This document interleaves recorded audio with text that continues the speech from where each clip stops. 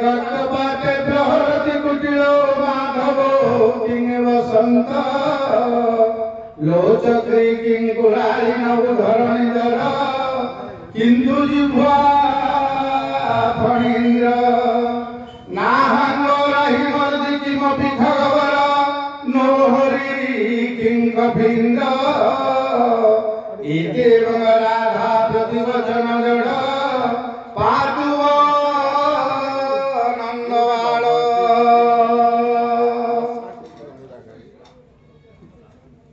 से सत्य शिव सुंदर मंगलमय श्रीकृष्ण चरण में अनंत कोटि प्रणाम। आम बर्तमान दुईटी अध्याय पाठ कले कर्मयोग 43 श्लोक एवं ज्ञान योग 42 श्लोक। कर्मयोग देखंतु एई 43 श्लोक वर्तमान हमर जो यूनाइटेड स्टेट्स ऑफ अमेरिका वर्तमान 1 नंबर स्टेट रे अछि। How the economy of United States of America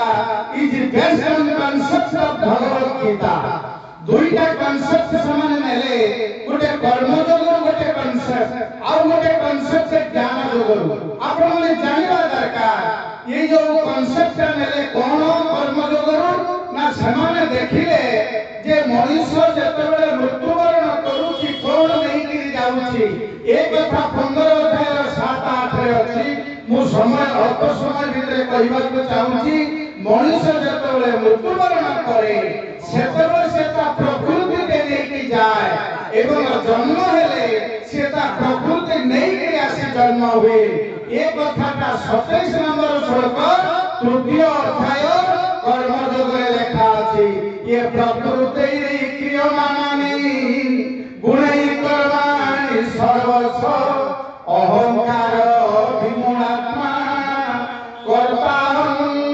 इति मन्यते।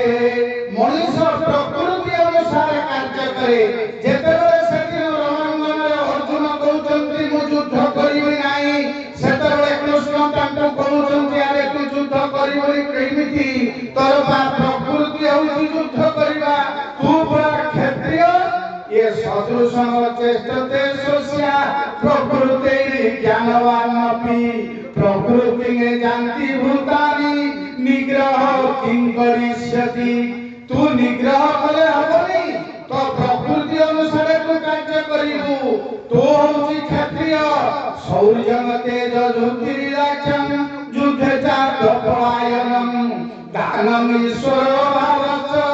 ध्यानं कर्म स्वभावजम।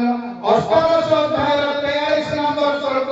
क्षत्रिय मानकर कार्य केमिति युद्ध करिबा अर्जुन मना करछि मु युद्ध करिबेनी। जदि अर्जुन को कहउछन्ते श्री कृष्ण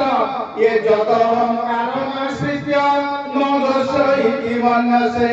मिथै सब व्यवसायस्ते प्रकृति त्वान्योक्षति। तू जदि अहंकार वशत कहउछु मु युद्ध करिबेनी ए कथाटा मिछ हबो तो प्रकृति अनुसार तू युद्ध करिबो। केनु वर्तमान प्रश्न उठुची अमेरिका देखिला मनुष्य पिला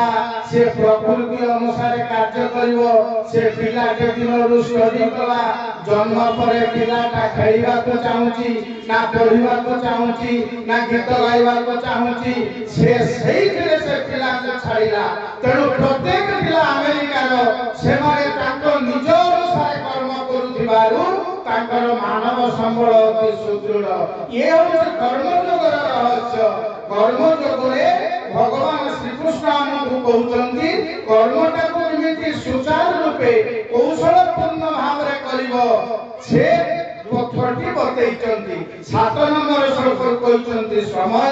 अभाव दृष्टिरु मु अल्प समय को सारुची। पुणी चतुर्थ अध्याय रे कहउचंती ज्ञान योग रे जे एई जो ज्ञानटा को मु प्रथमे सूर्यंत कहितिली इमं विवस्वते योगं प्रक्तव नमः वयं विवस्वान मनोवित्राह मनुरीक्षा कवे अब्रवीत। मनु इच्छा को कहले इच्छा को प्रवर्ती राजा मान को कहले धीरे धीरे एटा लोक पाई गला। अर्जुन पचारुचंती ए अपरम भवतो जन्म परम जन्म विवस्वत कथमे तत विज्ञानिया तोमादौ प्रोक्तवानिति। अरे तुम जन्म तो मथुरा जेल एते तमे सूर्य को सृष्टि आरंभ रे कहउचंती श्री कृष्ण अजोपि स्वर्णभयात्मा भूतानामीश्वर अतिशं प्रकृति स्वामनिष्ठाय संभवामि आत्ममायया मु अजर जन्म नहीं कि मृत्यु नहीं सत्य किंतु दरकार पड़िले मु प्रकृति की वश करके आसे केतेबेले ना जदा जदा ही धर्मस्य ग्लानिर् भवति भारत जेतेबेले धर्म रे ग्लानि हो जाए अभ्युत्थानम अधर्मस्य तदा आत्मानं सृजाम्य जेतेबेले धर्मर लीन हो जाए अधर्मर प्रादुर्भाव बढ़ जाए दुष्ट लोक माने शिष्ट लोक मान को ऊपर अत्याचार करती परित्राणाय साधुनां विनाशाय च दुष्कृतां धर्म संस्थापनार्थाय संभवामि जुगे जुगे मु सेतिक बेले आसे जेते बेले दुष्ट लोक माने शिष्ट लोक मान को ऊपर अत्याचार करती तापरे कहउचंती 16 17 18 रे ज्ञान सहित कर्म मिसेई कले तो सक्सेसफुल होबो मु तते कर्म विषय के कहउची किंग कर्म मिति कबयो पत्र मोहिता तते कर्म प्रवक्ष्यामि यज्ञान्त मुख्य से सुवा कर्मण्य जपि बहुधर्मं च विकर्मण अकर्मण च बहुधर्मं गहना कर्मण गति सेदिन पचारुचंती देवकी जेतेबेले 14 वर्ष पर श्री कृष्ण जाई मथुरा जेल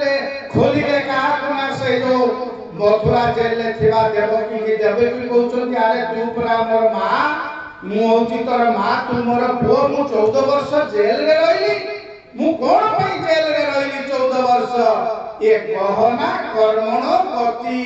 ए कर्मर गति गहन अर्थात कोन या ये होची गहन एकु केई कहि पारिबेनी कर्म कार केतेबेले हबो कोन किए जेल जीवो कर्म करी न करी मध्य दंड पाइबो कर्म कुकर्म करी मध्य खलास हबो ये होची गहना कर्मण गति देवकी श्री कृष्ण कहउचंती तुमे त्रेतया जुगरे जेतेबेले कोई केई थिलो मते 14 वर्ष वनवास पठेइतिलो मु कोन अपराध करितिली तेणु ए जन्म रे तुमे 14 वर्ष रहिलो देवकी पचारुचंती कृष्ण को अरे से कौशल्या पड़े गला ना कौशल्या पा मां से यशोदा से पुत्र जन्म न करी मध्य वात्सल्य ममता पाइला तुमे पुत्र जन्म करी मध्य वात्सल्य ममता पाइला नहीं ये होची कर्मर गहन गति कर्मणि कर्मज पश्येत कर्मणि च कर्मज सबुद्धिमान मनुष्य को सजुक्त कृष्ण कर्म को कर्म रे अकर्म देखे अकर्म रे कर्म देखे अर्थात कर्म जगरे आपण बिना ज्ञान विषय कले आपण सक्सेसफुल होबे जोटा the economy of the United States of America is based on concept of Bhagavad Gita जे प्रथमे प्रकृति अनुसार कर्म पिला को पिलाटी दिनरु स्टडी करी ता प्रकृति अनुसार ताको सही पाठ रे छाड़िले द्वितीय रे कोन कले ता कर्म अनुसार अर्थात से गोटिए गुंठ जमी रे 24 बस्ता धान पाइबा परे आमे 6 बस्ता किबा 2 बस्ता पाउछु ता कारण कर्म सहित से ज्ञान मिसैचंती ए होची गीतार कॉन्सेप्ट गीता पढ़ी देले हबो नाही गीता पढ़िबा को पड़िबो द्वितीय रे ताको बुझिबा को पड़िबो तृतीय रे ताको बुझिला परे ताको धारण करबा को पड़िबो तापर ताको मानिबा को पड़िबो पढ़ी बुझी मानी धारण कले आमे तार साधुता जानि परिबा गीता रे पढ़िबा होची प्रथम द्वितीय रे लिटरल मीनिंग दिजिबा तृतीय रे ताको हृदय रे जानिबा चतुर्थ रे ताको मानिबा ह कथाटा ठीक आ पंचम रे ताको धारण कले पुणी हमर सत्य जुग फेरी आसीबो एतिक रे मो वक्तव्य शेष करूची अन्यथा शरण नास्ति तमेव शरणं मम पाप पंके निमग्न श्री त्राहि मां मधुसूदन हरि ओम हरि ओम हरि ओम बोलो नंदगार हरि बोल।